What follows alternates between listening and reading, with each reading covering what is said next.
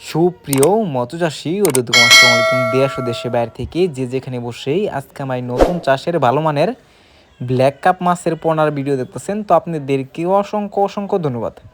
তো চাষি ভাইরা, মূল ভিডিও শুরু করার আগে ছোট্ট একটা রিকোয়েস্ট, ভিডিওটা কেটে কেটে দেখবেন না, সম্পূর্ণ ভিডিও দেখবেন, নাইলে বুঝতে পারবেন না ব্ল্যাক কাপ মাছ কীভাবে চাষ করতে হয় খাবার ছাড়া, আর ব্ল্যাক কাপ মাছ কীভাবে দেখে শুনে ক্রয় করবেন। অনেকে ব্ল্যাক কাপ নিয়ে প্রতারিত হচ্ছি, ওর ক্রস ব্ল্যাক কাপ নিয়ে। তো এই মাছ থেকে আপনারা বিরত থাকবেন। তো চাষি ভাইরা, আপনারা যদি এই মাছগুলো নিতে চান তো অবশ্যই আমাদের থেকেই গ্যারান্টি সহকারে অরিজিনাল ব্ল্যাক কাপ নিতে পারবেন।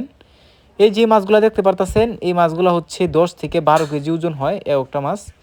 এই মাছগুলা অনেকের কাছে আপনারা দামে পাবেন, অনেকেই কম দামে পাবেন। যেটা কম দাম এটার মধ্যে একটু সমস্যা থাকতে পারে, যেরকম এটা ক্রসও হতে পারে। এই জন্য আপনারা ব্ল্যাক কাপ যদি নিতে চান, ভালো ভালো মানের যেটা আছে এটা নেবেন। তো আমাদের থেকে নিতে চাইলে অবশ্যই আপনারা গ্যারান্টি সহকারে পাবেন। যে মাছগুলো আপনারা চাইলেও আমাদের ঠিকানাতে আইসাও নিয়ে যেতে পারবেন। দেখেন কত সুন্দর লাগতেছে ব্ল্যাক কাপ মাছের পোনা। এটা হচ্ছে অরিজিনাল ব্ল্যাক কাপ মাছের পোনা। আপনারা ধারা দেখেই বোঝা যাচ্ছে এটা কালো। এটা যত দিন যাবে তত খালি কালো হবে। ব্ল্যাক কাপ কিন্তু কালো থাকে। অনেকে চিন্তা করেন যে ব্ল্যাক কাপ নিয়ে কীভাবে চাষ করবে, ব্ল্যাক কাপ নিয়ে কী খাবার দিব।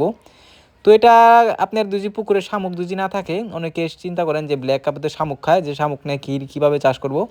আপনারা খোল খাওয়াতে পারেন, এর পাশাপাশি আপনারা এই দানা খাদ্য আছে যেটা ফিট 0.5 আছে, এটা খাওয়াতে পারেন, বা পাউডার ফিটও খায়। তো অবশ্যই এগুলা খাবার মিক্স করে আপনারা খাওয়াতে পারেন ব্ল্যাক কাপড়ে। তো এই খাবারটা কিন্তু আপনারা সব দোকানেই পাবেন। আর এই যে মাছগুলো দেখতে পারতেছেন, এই মাছগুলো আপনারা অল্প দিনে কিন্তু তুলতে পারবেন।